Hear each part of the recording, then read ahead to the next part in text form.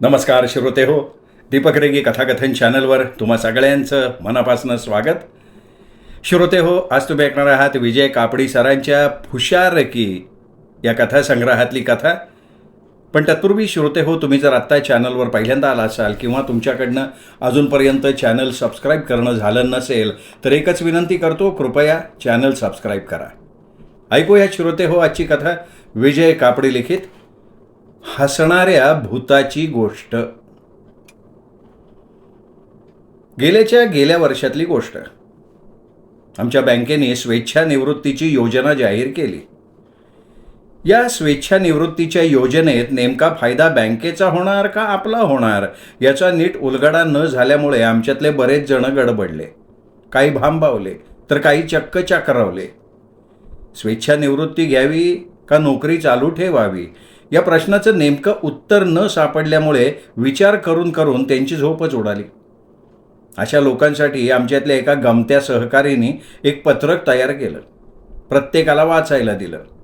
पत्रकावर अवघी 3च वाक्य होती. 1.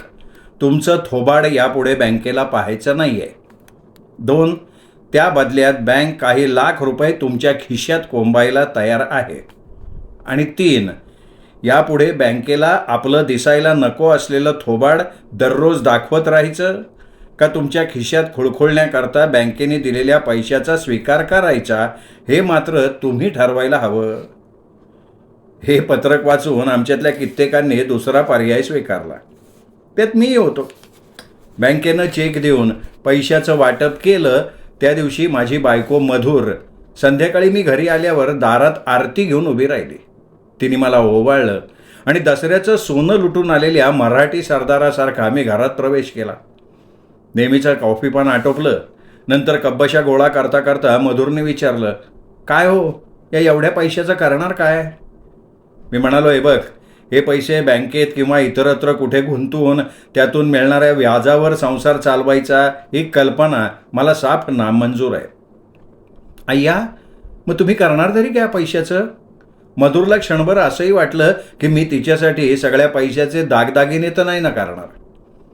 मी टेबलावर मूठ मारत म्हणालो, हे बघ, मी व्यवसाय करणार आहे. माझ्या आवडीचा हॉटेलचा व्यवसाय. लोकांना खायला प्यायला देणार आणि गल्ल्यावर बसून पैसे घेणार. यावर मधुरने टाळ्या वाजवल्या आणि म्हणाली, तुम्ही असं काहीतरी करणार याची कल्पना होती मला. आपण गोव्यात एखाद्या समुद्र किनाऱ्याजवळ एक छोटंसं छानसं आपल्या मनासारखं हॉटेल बांधूया. अगं, हॉटेल बांधायला घेतलं तर वेळ आणि पैसा खूप लागणार. त्यापेक्षा आपण एखादं बंद पडू पाहणारं छोटंसं हॉटेल चालवायला घेऊ. मधुरने पुन्हा टाळ्या वाजवल्या आणि म्हणाली, ही कल्पना छान आहे, पण असं हॉटेल मिळायला हवं. मिळेल. त्याकरता वर्तमानपत्रातल्या जाहिरातीकडे बारीक लक्ष ठेवायला हवं आपण. मी सुचवलं आणि दुसऱ्या दिवसापासून पोऱ्यानं वर्तमानपत्र दारात टाकलं की ते उघडून सगळ्यात आधी जाहिराती पाहण्याचा आम्ही धडाका सुरू केला. वर्तमानपत्राच्या संपादकानं खूप विचार करून दिलेला 8 कॉलमी मथळा, डोकं खाजून संपादकीयात मांडलेले धाडसी विचार, नटनट्यांच्या भानगडी, चोरी, खून, बलात्काराच्या बातम्या इतकंच नव्हे तर त्या दिवसाचं वर्तवलेलं राशी भविष्य या सगळ्या गोष्टींकडे अजिबात लक्ष न देता केवळ हॉटेलच्या जाहिरातीवरच आम्ही आमचं लक्ष केंद्रित करायला लागलो. आणि एके दिवशी पंच उशक्काले आम्ही वाट पाहत होतो, ती जाहिरात झळकली. गोव्यातल्या अंजुणे समुद्र किनाऱ्याजवळ ज्युझे फेराव नावाच्या एका ख्रिस्ती बांधवानं आपलं हॉटेल हाफ रेटमध्ये विकायला काढलेलं होतं. आम्ही दोघं नवरा बायको ताबडतोब अंजुण्याला गेलो. हॉटेल पाहिलं, खुश झालो. आम्हाला हवं होतं तसंच ते हॉटेल निघालं. छोटंसं आटोपशीर. हॉटेलची इमारत काहीशी जुनी होती, पण तांबड्या रंगाच्या दगडांची होती, मजबूत होती. स्वयंपाकघर प्रशस्त होतं. हॉटेलचा दर्शनी भाग चांगला लांबरुंद होता.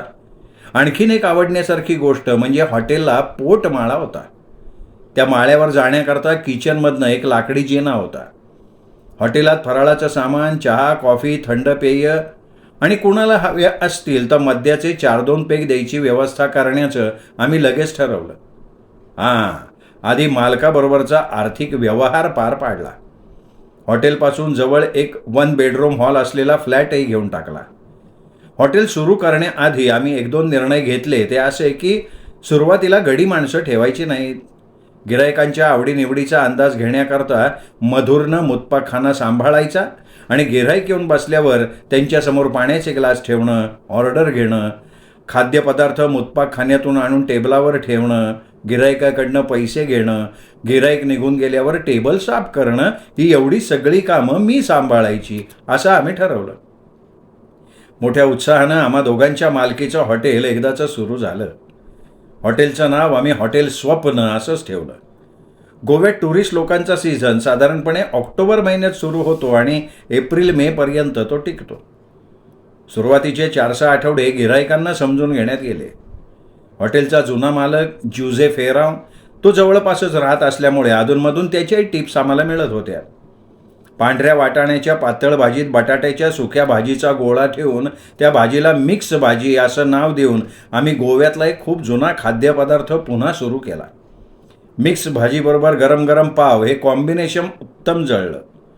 मधुरच्या हाताची मिक्स भाजीची चव घेण्याकरता टुरिस्टांबरोबर स्थानिक गिरायकांची गर्दी व्हायला लागली. मग मदत करण्याकरता आम्ही एक पोऱ्या ठेवला. 2-3 महिन्यांच्या छोट्या अवधीत आमच्या हॉटेल स्वप्ननी खूप चांगली प्रगती केली आणि एक दिवस रात्री 9-9:30च्या सुमाराला हॉटेल बंद करता करता कुणाच्या तरी मोठ्यांदा हसण्याचा आवाज आमच्या कानावर पडला. आधी हा हा हा, मग हो हो हो, मग ही ही ही आणि मग हो हो हो असं हच्या बाराखडीतलं हसणं चालूच राहिलं. थोड्या वेळाने ते थांबलं आणि मग खच्या बाराखडीतलं खू खू खू खी खी खी खो खो खो हे हसणं चालू झालं. ते मात्र बराच वेळ चाललं. थोडासा अंदाज घेतल्यावर लक्षात आलं की हसण्याचा आवाज वरच्या माळ्यावरनं येत होता. वरच्या माळ्याकडे जाण्याचा जिना किचनमधनं जात होता. एखादा कोणी मद्यपी जास्त मद्य पोटात रिचून तर्र होऊन हॉटेलच्या बाहेर जाण्याच्या ऐवजी चुकून किचनमध्ये गेला असणार आणि तिथून जिना चढत तो माळ्यावर पोचलेला असणार असा मी अंदाज केला. आणि त्या दिशेनं जाणाऱ्याला मधुरनं पाहिलंय का असं तिला विचारून बघितलं. पण मधुरने ठामपणे सांगितलं असा कोणीही किचनमध्ये तिला दिसला नव्हता.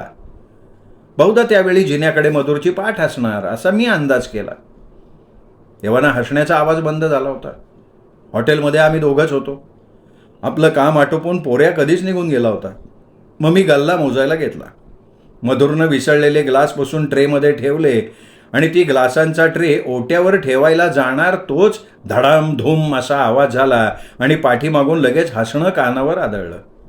मधुर एवढ्यांदा दचकली की तिच्या हातातून तो क्रोकरीचा ट्रे खाली पडला. ग्लासांचा चक्का चूर झाला. मधुर धावत माझ्या दिशेनं आली.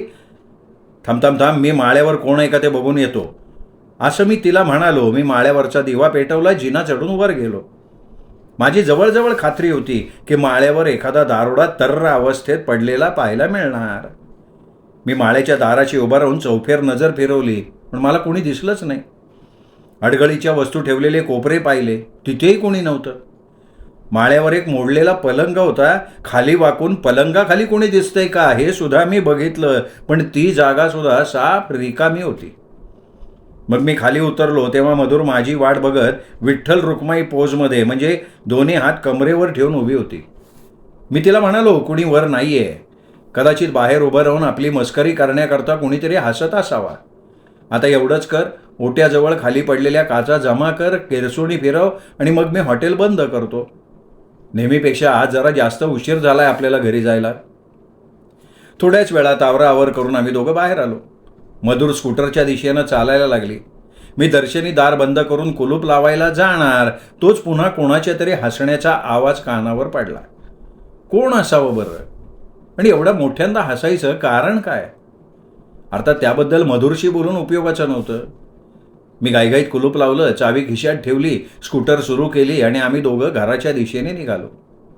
पुढचे 3 आठवडे आमच्या अत्यंत गडबडीत गेले. गावात कसला तरी कार्यक्रम होता. आसपासच्या माणसांचं येणं जाणं वाढलं होतं. साहजिकच आमच्या दुकानातली वर्दळ वाढली. गल्ल्यात सुधारणा झाली. काम जास्त पडलं म्हणून मधुर कुरकुरली. एक गोष्ट लक्षात आली की आता आम्ही दोघं आणि आमचं हॉटेल जणू गावकऱ्यांच्या हक्काचंच झालेलं होतं. त्यांनी आम्हाला आपल्यात सामावून घेतलं. आम्ही त्या गावचे झालो. त्या पुढच्या गुरुवारी दुपारी मी तो आवाज पुन्हा ऐकला. मधुर जवळच्या शहरगावी खरेदी करता गेली होती. दुकानात मी आणि बेवडेकर दोघंच होतो. बेवडेकरांचं खरं नाव बावडेकर, पण तो आमच्या हॉटेलात येऊन मद्याचा ग्लास समोर ठेवून तासनतास नुसता बसून असे. आणि अचानक धडाडधुडूम असा आवाज कानावर पडला. पाठोपाठ ते हसणं कानावर पडलं. अहो, बेवडेकर सुद्धा चमकला, इकडे तिकडे पाहायला लागला आणि एकदम डोक्यात प्रकाश पडल्यागत तो बोलून गेला, अरे वा, हा आमचा जुना मित्र मार्को दिसतोय बर का. मी आतल्या किचनमध्ये जाऊन माळ्याच्या दिशेने वर पाहायला लागलो. बेवडेकर म्हणाला, अरे बाबा, कुणी नाहीये तिथे. आणि माझ्याकडे बघून डोळे मिचकवत म्हणाला, भूत आहे, भूत वरती, भूत आहे, मार्कोचं भूत आहे. भूत? आणि हा मार्को कोण? आणि ते भूत वर माळ्यावर काय करतोय? मी बेवडेकरला विचारलं. अरे, काळजी करण्यासारखं किंवा घाबरून जाण्यासारखं काही नाही बरं का. तुला सांगतो मी, ही जागा आहे ना, ही जागा मार्कोची. मार्कोचं छोटंसं घर होतं इथे. मार्को हरफन मावला. त्याला चार चौघांहून जरा जास्त हसायला यायचं बरं का. एखाद्या गमतीला चार चौघं हसायला लागले तर त्यात मार्कोचं हसणं सगळ्यात मोठ्या आवाजाचं असायचं. एवढंच नाही तर सगळ्यांचं हसून झाल्यावर सुद्धा त्याचं हसणं चालूच असायचं. त्यावर कोणी वैतागला तर त्याला जास्तच हसायला यायचं. अरे, शेवटी तर तो पोट धरून जमिनीवर गडाबडा लोळायला लागायचा. तुला सांगायला हरकत नाही, पण मार्को हसतो म्हणून त्याच्याशी लग्न करायला गावातल्या पोरी तयार नसत. बाहेरगावचं कोणी स्थळ आणलं तर मार्कोच्या अनुपस्थितीत त्याच्या हसण्याबद्दलची माहिती आधी दिली जायची. मार्को ना तसा बारा आहे, सज्जन आहे. तुमच्या मुलीला सुखात ठेवेल तो, पण तो जरा जास्त हसतो, कारणाशिवाय हसतो, मोठ्यांदा हसतो, असं सांगितलं जायचं त्यांना. शाळेत वर्ग चालू असताना तो मोठ्यांदा हसायचा. वर्ग शिक्षकांनी सांगून पाहिलं. हेडमास्टरकडे त्याला नेण्यात आलं. हेडमास्टरांच्या का रे एवढा का हसतोस या प्रश्नावर सुद्धा तो मोठ्यांदा हसला. त्याला राहवतच नसायचं रे. तुला सांगितलं तर आश्चर्य वाटेल, पण त्याला म्हातारपणी मृत्यूनं गाठलं ना तेव्हा सुद्धा तो हसत होता. तो हसतच मेला. त्याचं अखेरचं दर्शन घ्यायला लोक आले त्यावेळी तो जणू त्यांच्याकडे दात वेंगाडून हसतोय असाच भाव त्याच्या निश्चेष्ट चेहऱ्यावर स्पष्टपणे दिसत होता. एवढं सगळं बेवडेकरने मला अत्यंत गंभीरपणे सांगितलं. मी शंका उपस्थित केली. म्हटलं, नाही, पण तो एवढं हसायचा का? अरे, काही कारण नसताना हसणं हे त्याच्या स्वभावाचं वैशिष्ट्य. लोकांना तो त्याचा दुर्गुण वाटायचा. लोक त्याच्यावर चिडायचे, पण नंतर त्याच्या हसण्याची झाली की सवय. तुला सांगतो, मार्को जन्माला आला तेव्हा टॅह्या करून इतर मुलांसारखं रडला नाही. तो खुदू हसत होता म्हणे. अर्थात हसण्यामुळे त्याचं नुकसान झालं. तो शिक्षण पूर्ण करू शकला नाही, त्यामुळे त्याला कुठे नोकरी मिळाली नाही. त्याच्या हसण्यामुळे मुली सांगून येईन अशा झाल्या. मग त्याचं लग्नच झालं नाही. वडिलोपार्जित जमिनीवरच्या तुटपुंज्या उत्पन्नावर कसं तरी त्याने भागवलं. पण तुला एक सांगतो, त्याच्यापासून तुला त्रास मात्र अजिबात होणार नाही, त्यामुळे तू घाबरू नकोस बाबा. बेवडेकरनं मार्कोचं हास्यपूर्ण आवर्त घेतलं आणि लगेच काहीतरी महत्त्वाचं आठवल्यासारखं तो म्हणाला, काळजी करण्यासारखं किंवा घाबरून जाण्यासारखं काही नाही हे लक्षात घे. मार्कोचं भूत हे हॉटेल त्या जुझे फेरावनं बांधायला घेतलं ना तेव्हापासून वावरतं इथे. खरं म्हणजे ही जागा त्याचीच, ती त्यांनी विकली. माझ्या लहानपणापासून मी त्याविषयी ऐकलंय. मार्कोचं भूत जगावेगळं आहे. आपला एखादा गमत्या मित्र असतो ना, तसं हे भूत आहे. ते कुणाला कसला त्रास म्हणून देत नाही. आपण या इथे वावरतोय याची जाणीव करून देण्याकरता अधूनमधून तो असा धडाडधुडूम आवाज करतो आणि कशी गेली गंमत असं म्हणून हसत सुटतो. बस, या पलीकडे काही नाही. धोका तर अजिबात नाही, भूतबाधा वगैरे नाहीच नाही. हे बघ, मार्कोबद्दल जे काही मला ठाऊक होतं ते सगळं सांगून झालंय. आता तू तुझ्या कामाला जा आणि जरा हा माझा ग्लास भर बाबा. मी बेवडेकरांना सांगितलेल्या मार्कोच्या भूताविषयी स्वतःशी खूप विचार केला. मनाला समजवण्याचा प्रयत्न केला की काळजी करण्यासारखं काही नाही आहे. पण का कुणास ठाऊक माझं स्वतःचं समाधान मात्र झालं नाही. कारण कितीही झालं तरी बेवडेकर मद्यपी. मद्याच्या अंमलाखाली माणूस जे बोलतो त्याला बरळणं असं म्हणतात. त्यामुळे ते फारसं मनावर घ्यायचं नसतं हे मी जाणून होतो. दरम्यान आणखीन काही दिवस असेच गेले. मार्कोच्या भूताच्या हसण्याच्या आवाजात वैविध्य दिसायला लागलं. वेळेबाबत काही बंधन राहिलं नाही. कधी दुपारी तर कधी रात्री तर कधी सकाळी सकाळी हॉटेल उघडताना मार्कोच्या हसण्याचा आवाज आमच्या कानावर पडायला लागला. हसण्यापाठोपाठ वरून खाली काहीतरी टाकले का धडाडधूम असा आवाज आणि नंतर पोट धरधरून हसणं. कधी कधी भूतभीत काही नाही, कुणीतरी आपल्याशी चावटपणा करतोय म्हणून मी दबक्या पावलांनी जिना चढायचो, माळ्यावर जायचो. माळ्यावरच्या अडगडीत टाकलेल्या वस्तू सोडल्या तर काही दिसायचं नाही.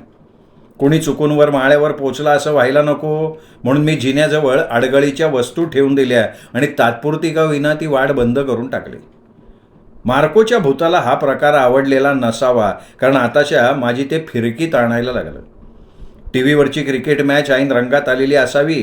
खेळाडू बाद होऊन संघ हारतोय का षटकार हाणून आपल्या संघाला विजय मिळवून देतोय याबद्दलची उत्सुकता शिगेला पोचलेली असताना वरून धडाडधुडूम असा आवाज कानावर पडे.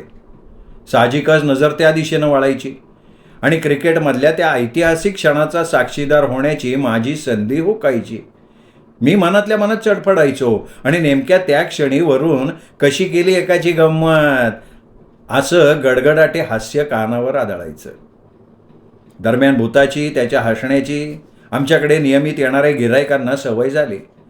ते चित्त विचलित न होऊ देता समोरच्या खाद्यपदार्थांवर ताव मारताना दिसत, पण नवखं गिऱ्हाईक मात्र बावरून जाईना. एवढा मोठा आवाज होऊनही कुणी त्याबद्दल प्रतिक्रिया व्यक्त करत नाही म्हणून ते गिऱ्हाईक अचंबित होत असे.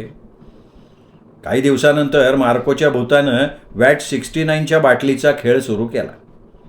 आमच्याकडे येणाऱ्यात महागडं मद्य पिणाऱ्यांची संख्या अगदी कमी, त्यामुळे कमी किमतीच्या मद्याच्या बाटल्या मी रॅकवर सहज दृष्टीला पडतील अशा बेताने मांडल्या होत्या.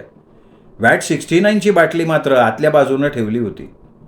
एक दिवशी मी सकाळी हॉटेल उघडलं आणि माझ्या मागोमाग एक जण आला.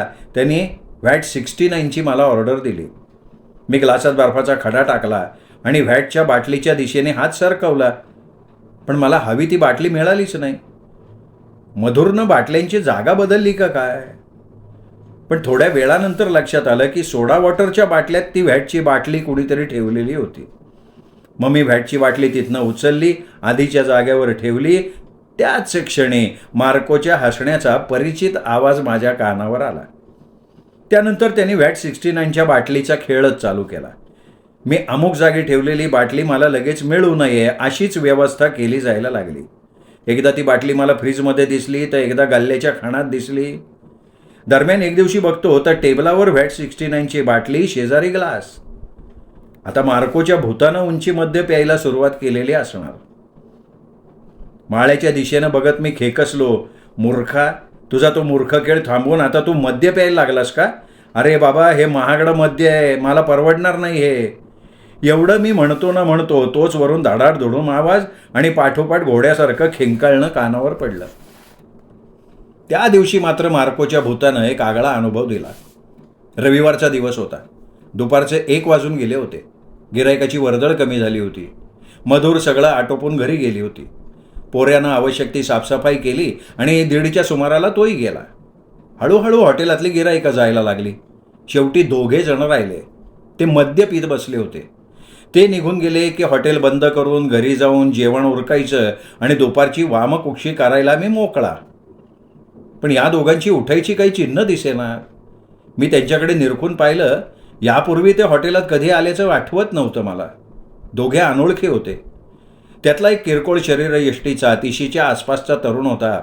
त्याच्या डाव्या डोळ्याखाली जखमेचा व्रण होता. दुसरा मात्र कोवळा तरुण होता, 20-22चा. त्यांनी व्यायाम करून आपलं शरीर कमावलेलं होतं. तेवढ्यात त्या बारक्यानं ग्लासातलं मद्य संपवलं आणि माझ्याकडे बघत म्हणाला, 1 और पेग दो. मी मद्याची बाटली घेऊन त्याच्याजवळ गेलो. 1 पेग भरून त्याच्या ग्लासात घातला. बाटलीचं बूच लावता लावता मला त्याच्या हातातलं पिस्तूल दिसलं. पिस्तुलाची नळी त्यांनी माझ्या कुशीत बरगडीजवळ खुपसली आणि आपल्या सहकार्याला म्हणाला, जा दरवाजा बंद कर ले, हॉटेल बंद हो गया. त्यांनी चपळाईनी पुढे होऊन दर्शनी दार बंद करून टाकलं आणि झपकन तो किचनच्या दिशेला वळला. आत डोकवून पाहायला लागला. त्याच्याही हातात पिस्तूल दिसलं. अशा प्रसंगी सर्वसामान्य भित्रा माणूस जे करतो ना ते मी केलं. हात जोडले आणि म्हणालो, हे बघा, मला तुमच्याशी भांडायचं नाही आहे. तुम्हाला जे हवं ते तुम्ही घ्या आणि जा. असं जाऊ का आम्ही? असं म्हणत त्यांनी माझ्या डोळ्यात रोखून बघितलं. अहो, माझे पाय लटपटायला लागले. अरे पहिले पीते है बाद में जाते हैं, असं म्हणत त्यांनी बाटलीचं बूट्स काढलं आणि बाटलीच तोंडाला लावली. तेवढ्यात तो सशक्त तरुण आपल्या सहकार्याला म्हणाला, तू गल्ला साफ करले पहिले. त्याच्या सहकार्यानं तिथलीच एक मोठ्या आकाराची कागदी पिशवी उचलली. गल्ल्यातल्या नोटा तो पिशवीत भरायला लागला. तेवढ्यात कोणीतरी रागानं धाड दिशी दार आपटल्याचा आवाज आला. आवाज वरच्या दिशेने आला होता. सशक्त तरुण धावत किचनमध्ये शिरला. जिन्याकडे उभं राहून वर बघत म्हणाला, अच्छा कोई है क्या ऊपर? बहुतेक भूत असणार आहो, मी म्हणालो. अरे वा, भूत है क्या? मैंने भूत आज तक देखाच नाही, आज देखता मैं भूत को. असं म्हणत तो झरझर जिन्याच्या पायऱ्यांवर वर पोचला आणि क्षणार्धात कोणीतरी ढकलून दिल्यागत गडगडत खाली सुद्धा आला. पुढच्या क्षणी त्याच्या अंगावर माळ्यावर ठेवलेली मोठ्या आकाराची 10-12 कार्टून पडली. तो साप दिसेनासा झाला. त्याच्या हातातलं पिस्तूल बाजूला जाऊन पडलं. मी त्याच्या सहकार्याकडे बघितलं तेव्हा हवेत एक बाटली दिसली आणि पुढच्या क्षणी त्याच्या डोक्यावरती बाटली आपटली. तोही खाली कोसळला. दोघेही मूर्छित झाल्याचं बघताच मी तत्परतेनं काउंटरपाशी गेलो. टेलिफोन रिसिव्हर उचलला आणि 100 आकडा फिरवून टाकला. दार उघडून बोंबाबोंब केली. 2-4 माणसं जमा झाली. दरम्यान पोलीस आले. त्या दोघांना मूर्छित अवस्थेत बेड्या घालून मोकळे झाले. 5-1 मिनिटात पोलिसांची गाडी त्या दोघांना घेऊन चौकीच्या दिशेनं रवाना झाली. मी माळ्याच्या दिशेने वर बघितलं आणि धडाडधूम आवाज झाला आणि पाठोपाठ हा हा हा ही ही ही हो हो हो ही हास्याची लकेर कानावर आली. त्यानंतर खची बाराखडी चालू झाली. त्याच्या हसण्याच्या आवाजानं मी प्रभावित झालो. हात जोडून त्याला नमस्कार केला आणि म्हणालो, लॉट्स ऑफ थँक्स. मग मधुरला घरी जाऊन सगळं सांगितलं. पण तिचा काही विश्वास बसला नाही. 2-4 महिने असेच गेले. एक दिवस मधुर म्हणाली, काय हो, हॉटेलातला माळा एवढा मोठा आहे, तिथेच आपण रंगरंगोटी करून बेडरूम करून घ्यायची का? एवढं मोठं हॉटेल असताना वेगळं घर कशाला हवं आपल्याला राहायला? एरवी मी मधुरचं सगळं ऐकतो, पण हा प्रस्ताव मात्र मी साप धुडकावून लावला. माझ्या हसणाऱ्या मित्राची प्रायव्हसी हिरावून घ्यायचा माझा बिलकुल विचार नव्हता.